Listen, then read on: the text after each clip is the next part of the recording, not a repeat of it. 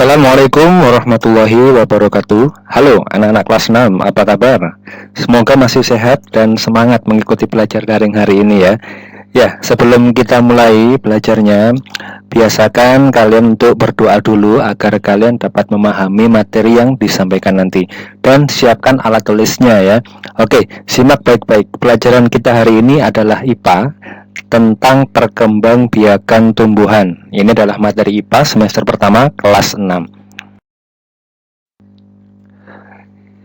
Anak-anak, tumbuhan sebagai makhluk hidup. Nah, dikatakan tumbuhan sebagai makhluk hidup berarti dia melakukan proses yang namanya proses fotosintesis.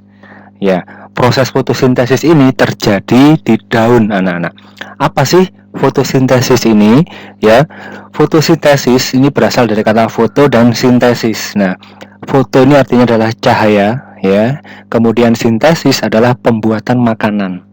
Jadi kalau digabungkan secara bahasa artinya pembuatan makanan dengan bantuan cahaya. Nah, untuk pengertian lengkapnya, fotosintesis merupakan proses pembuatan makanan sendiri oleh tumbuhan dengan bantuan sinar matahari. Nah, itu adalah fotosintesis. Lalu bagaimana prosesnya fotosintesis ini? Nah, fotosintesis di sini tumbuhan memerlukan yang namanya CO2 atau karbon dioksida. Karbon dioksida ini berasal dari hembusan nafas kita, baik dari manusia maupun hewan, itu CO2. Kemudian ditambah dengan H2O atau air. Tumbuhan memerlukan air dari mana? Dari dalam tanah. Jadi melalui akar diserap dari dalam tanah, kemudian diangkut melalui batang menuju ke daun. Seperti namanya tadi, fotosintesis memerlukan cahaya matahari dan juga klorofil, yaitu zat hijau daun. Jadi klorofil ini adalah zat hijau daun. Dimasaklah proses pembuatan makanan itu di daun yang pada akhirnya menghasilkan zat gula atau karbohidrat dengan nama ilmiahnya adalah C6H12O6. Ini adalah zat gula. Dan juga ini yang paling penting, yaitu menghasilkan oksigen atau O2. Inilah yang nantinya akan dimanfaatkan oleh seluruh makhluk hidup di muka bumi ini, termasuk kalian ya. Kita semua dan juga hewan akan sangat memerlukan yang namanya oksigen. Makanya kita harus bersyukur kita selalu menghirup oksigen secara gratis setiap hari anak-anak.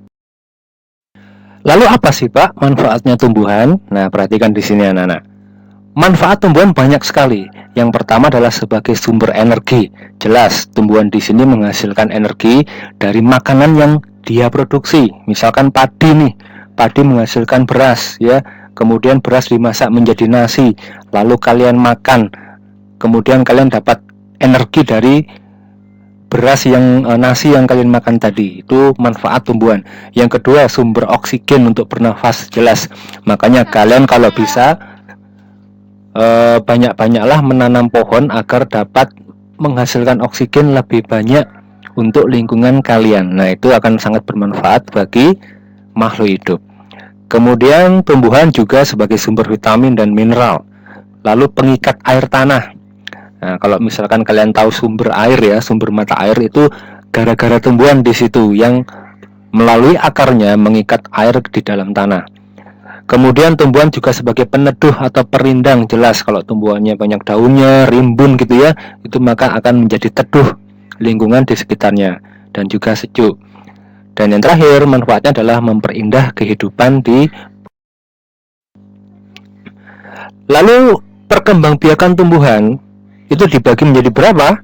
Perkembangbiakan tumbuhan dibagi menjadi dua jenis anak-anak. Yang pertama adalah secara generatif dan yang kedua adalah secara vegetatif. Perkembangbiakan tumbuhan secara generatif artinya adalah perkembangbiakan tumbuhan secara kawin. Sedangkan vegetatif adalah secara tak kawin. Nah, perkembangbiakannya artinya apa sih? Perkembangbiakan di sini adalah memperbanyak diri, memperbanyak keturunan agar tetap lestari, agar tetap punya keturunan nantinya. Itu namanya perkembangbiakan. Jadi nggak cuma hewan dan manusia aja yang berkembang biak, namun tumbuhan juga melakukan yang namanya perkembangbiakan. Nah, materi kita hari ini adalah perkembangbiakan tumbuhan secara generatif anak-anak, yaitu secara kawin. Oke, apa yang dimaksud dengan perkembangbiakan generatif secara kawin? Berarti di sini adalah pertemunya pertemuan sel jantan dan sel betina itu adalah perkembangbiakan secara generatif. Makanya dibutuhkan alat kelamin di sini, alat perkembangbiakannya itu tadi yang bernama apa? Yang bernama bunga. Ya, bunga di sini merupakan alat kelamin pada tumbuhan generatif. Ya, bunga ya. Kalau ditanya misalkan, apa alat kelamin pada tumbuhan generatif?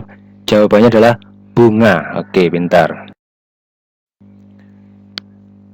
Kita lanjut, bagian-bagian bunga lengkap itu apa aja? Nah, kita akan membahas bunga di sini sebagai alat kelamin dari tumbuhan generatif. Ya, betul sekali.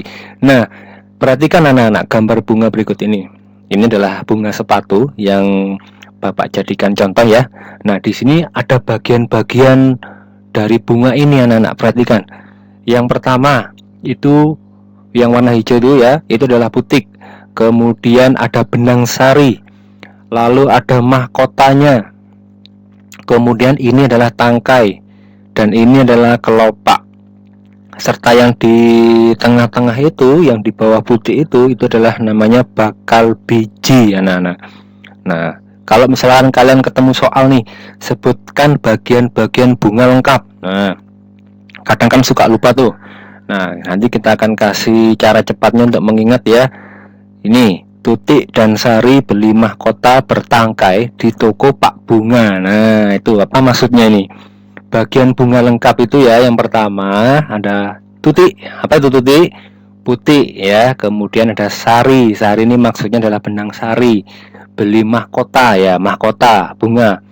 Kemudian tangkainya ada ya, Pak. Nah, itu kelopak bunga. Nah, itu ya, Tutik dan Sari beli mahkota bertangkai di toko Pak Bunga. Itu diingat-ingat untuk cara cepat. Apa fungsi-fungsi bagian-bagian bunga tersebut anak-anak? Fungsi bagian-bagian bunga tersebut untuk putih itu adalah sebagai alat kelamin betina. Ya, sedangkan benang sari itu sebagai alat kelamin jantan. Kemudian mahkota ini fungsinya adalah penarik perhatian serangga atau polinator. Polinator itu hewan yang membantu penyerbukan ya. Misalkan kupu-kupu nih. Kupu-kupu ketika hinggap di bunga, kemudian menggoyang-goyangkan benang sarinya, maka akan terbawa ke kepala putiknya. Di situ akan menempel di sana. Kemudian ada tangkai ya. Tangkai di sini fungsinya adalah menopang bunga. Dan kelopak di sini melindungi mahkota bunga pada saat kuncup ya. Jadi pada saat awal mau mekar, nah itu kelopak yang akan melindungi mahkotanya tersebut. Selanjutnya, peristiwa penyerbukan yang mana terjadi di bunga anak-anak. Apa penyerbukan? Penyerbukan adalah peristiwa jatuhnya serbuk sari atau sel kelamin jantan di kepala putik sebagai sel kelamin betinanya. Nah, penyerbukan ini biasanya dibantu oleh angin, oleh serangga, dan bahkan oleh manusia. Nah, setelah terjadi penyerbukan, maka akan terjadi pembuahan di dalam bakal biji tadi. Ini adalah gambar ilustrasi dari peristiwa penyerbukan anak-anak. Itu ada angin, kemudian terkena benang sarinya ya, itu menempel di kepala putiknya. Lalu benang sari tadi akan masuk, serbuk sari maksudnya akan masuk ke dalam bakal biji. Nah, disitulah terjadi yang namanya pembuahan. Lalu apa macam-macam penyerbukan? Oke, perhatikan video berikut untuk menjelaskan tentang macam-macam penyerbukan. Nah, ada penyerbukan tetangga. Ya, penyerbukan tetangga di sini peristiwa jatuhnya serbuk sari di kepala putik pada bunga dalam satu jenis, ya, satu pohon. Lalu ada penyerbukan silang anak-anak, yaitu peristiwa jatuhnya serbuk sari di kepala putik dalam bunga satu jenis tapi beda tanaman, beda pohon.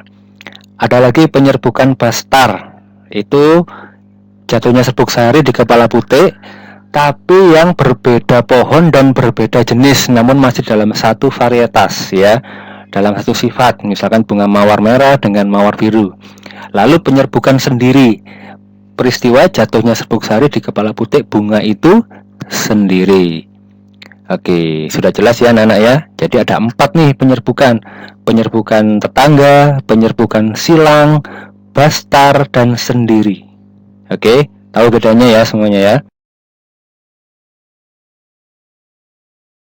Ini jangan lupa untuk bertanya kalau kalian kurang paham ya, karena malu bertanya sesat di jalan.